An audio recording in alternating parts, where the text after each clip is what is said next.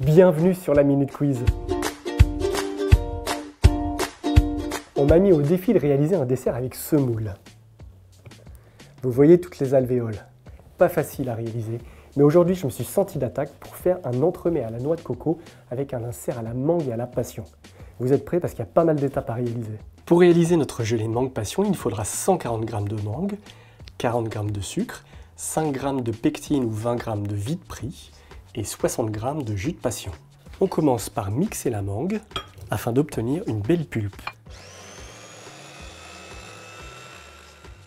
On va à présent faire chauffer notre pulpe de mangue, la faire monter jusqu'à 40 degrés. Pendant ce temps-là, on mélange notre sucre avec nos 20 g de vide pris pour faire épaissir le mélange. Une fois que notre pulpe a atteint les 40 degrés minimum, on verse notre mélange et on bat avec le fouet immédiatement. Une fois que notre mélange arrive à ébullition, on verse notre jus de passion et on fouette. J'ai filmé une assiette qui fait 18 cm de large et je vais y déposer ma gelée. J'ai pris une assiette pour que ce soit plus facile à déposer au congélateur. On répartit bien la gelée dans toute l'assiette. Le film va permettre de retirer la gelée beaucoup plus facilement une fois congelée.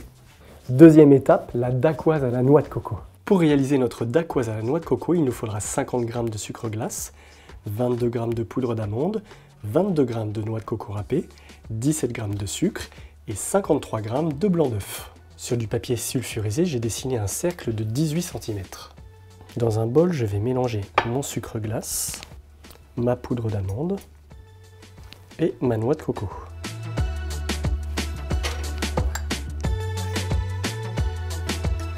On va battre nos œufs sans qu'ils soient trop fermes.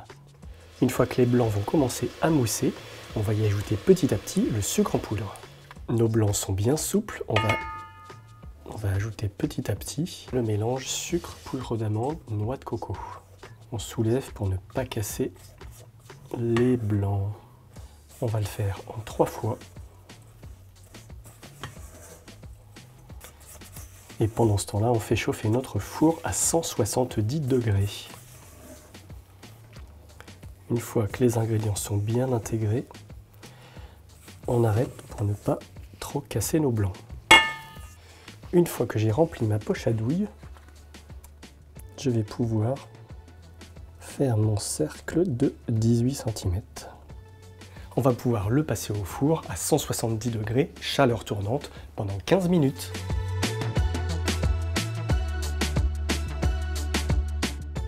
Notre dacquoise est cuite, on la laisse refroidir. Troisième étape, le croustillant à la noix de coco.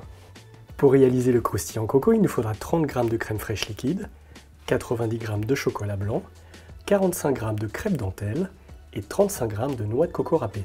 On remplit une casserole d'eau qu'on porte à ébullition et on va faire chauffer notre chocolat au bain-marie. Pendant ce temps-là, j'ai fait chauffer ma crème au micro-ondes 30 secondes pour la porter à ébullition et je la verse sur le chocolat.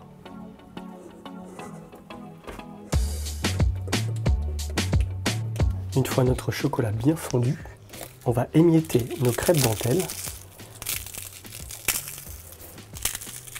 et on continue de remuer. Une fois le tout bien réparti, on y ajoute la noix de coco râpée.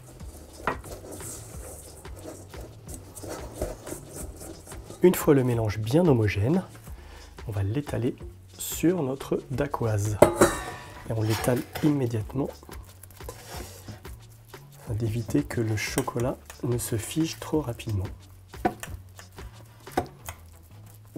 Et voilà notre croustillant coco bien étalé sur la surface de la dacquoise. J'ai hâte de déguster. Et on place maintenant notre biscuit au congélateur. Quatrième étape, la mousse à la noix de coco. Pour réaliser la mousse coco, il nous faut 400 ml de crème de coco, 5 feuilles de gélatine, 60 g de sucre, 35 g de blanc d'œuf, 200 g de crème fraîche liquide, bien fraîche, et 30 ml d'eau. On commence par mettre la gélatine à tremper dans un bol d'eau bien froide.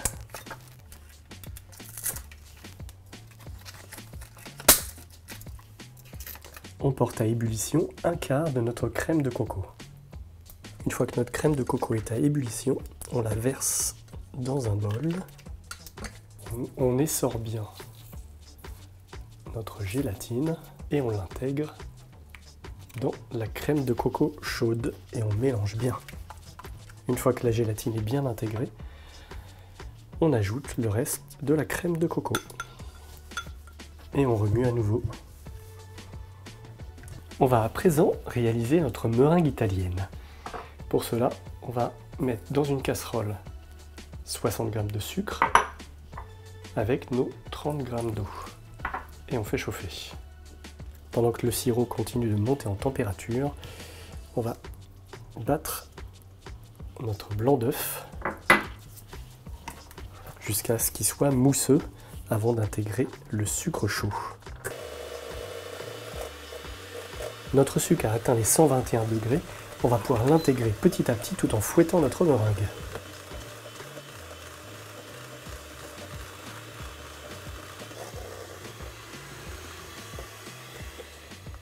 Une fois que notre meringue est bien brillante et a bien refroidi, elle tient bien, on peut arrêter de fouetter. À présent, on va prendre notre meringue et on va la mélanger à notre crème de coco. Et on utilise le fouet pour bien l'intégrer.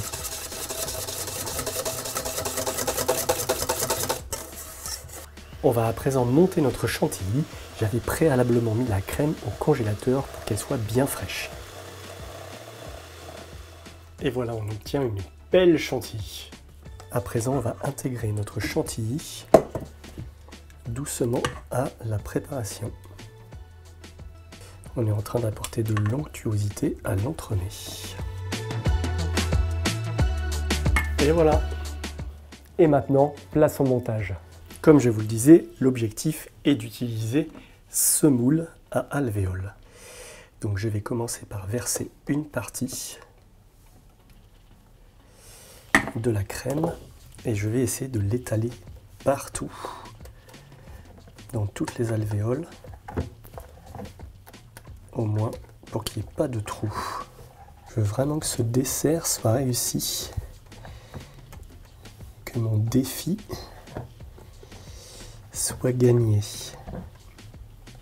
Bon, maintenant que j'ai badigeonné partout, je vais pouvoir reverser de la crème. Je vais à présent y glisser mon insert.